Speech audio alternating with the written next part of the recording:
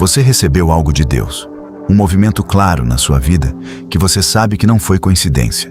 E a primeira reação humana, quase instintiva, é contar, não por vaidade necessariamente, por entusiasmo, por querer compartilhar algo que foi real e significativo. E isso parece natural, parece até certo. Mas Jesus ensinou algo sobre o segredo que vai muito além de uma instrução religiosa. Ele estava descrevendo como funciona a vida espiritual em suas camadas mais profundas. E quando você entende o que ele estava dizendo de verdade, muda a forma como você lida com o que Deus está construindo dentro de você. Quando você conta o que Deus está fazendo para todo mundo, algo acontece que é sutil, mas devastador. A recompensa começa a vir de outro lugar. O aplauso das pessoas, a admiração, o reconhecimento vai preenchendo o espaço que deveria ser ocupado pela recompensa de Deus. E você nem percebe que fez essa troca, mas fez. Jesus disse que quem faz as coisas para ser visto pelos homens já tem a sua recompensa. A conta foi paga na moeda da aprovação humana e não sobrou saldo para a recompensa que vem de outra dimensão. E tem um fenômeno que a psicologia confirma e que Jesus já sabia. Quando você verbaliza uma conquista, um objetivo, um processo que ainda está acontecendo, o cérebro experimenta uma satisfação prematura. É como se o ato de falar sobre o que ainda está sendo construído desse ao seu sistema interno uma sensação de que já foi feito. E essa sensação reduz a energia que você coloca no processo real.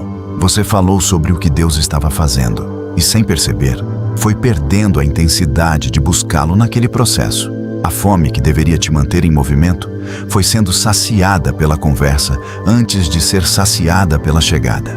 A semente que Deus plantou na sua vida precisa de solo antes de precisar de audiência. E o solo é o segredo.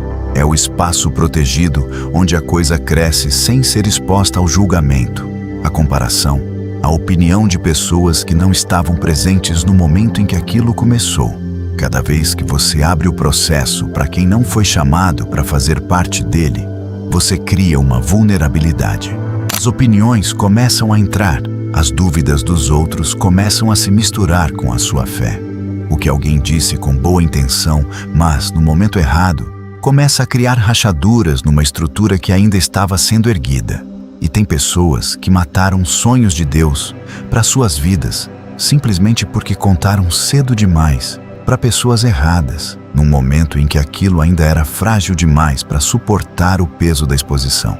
O sonho existia, a promessa era real, mas o solo do segredo foi aberto antes da hora, e o que estava crescendo não sobreviveu ao contato prematuro com o ar. Você já perdeu algo assim?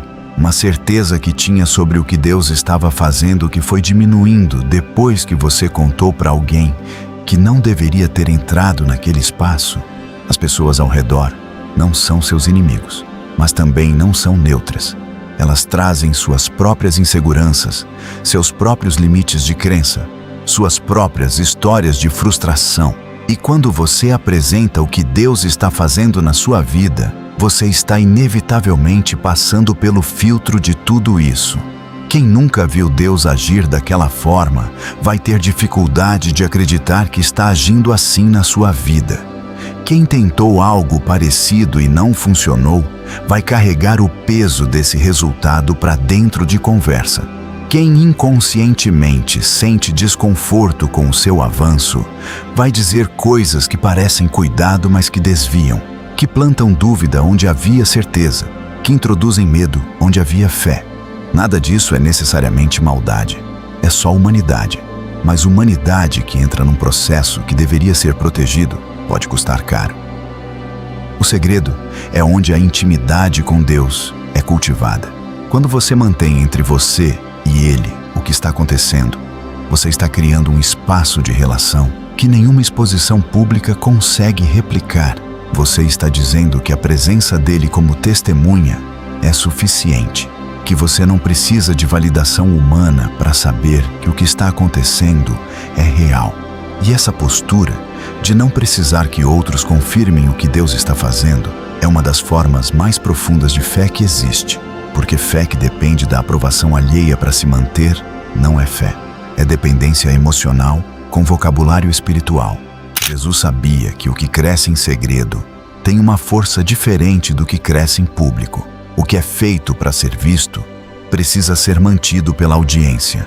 O que é feito em segredo é mantido por algo que não depende de mais ninguém, por uma convicção interna que não precisa de confirmação externa para continuar firme.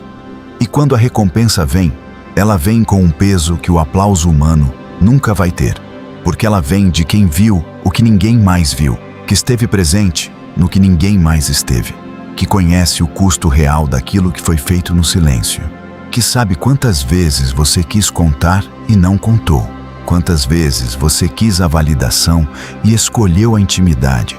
Deus recompensa o que foi feito para Ele. E o que foi feito para Ele geralmente não tem testemunha humana. Isso não significa que você nunca divide o que Deus faz.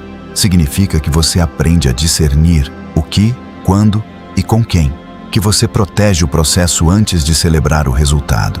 Que você deixa a coisa crescer antes de apresentá-la. Que você escolhe com sabedoria quem entra no espaço sagrado do que ainda está sendo formado.